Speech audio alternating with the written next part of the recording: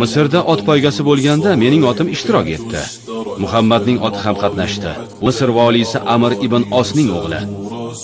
Otim o'zib ketganini odamlar ko'rgach, Muhammad ibn Amr meni koyidi. So'ng mana senga, men ulug'ning o'g'liman deb qamchi bilan savaladi. Misrlik qani? Men bu yerdaman. Hassani ol.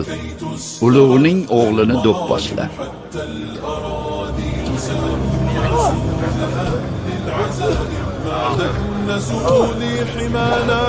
Endi hassa bilan Amirni boshiga ur. O'g'li shu otasiga ishonib seni savalagan edi. Amirul Mo'minin, men haqqimni oldim.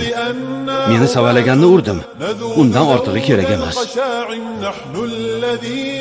Agar Amirni urganingda seni to'xtatmas edik. O'zing to'xtaguningcha kutar eding.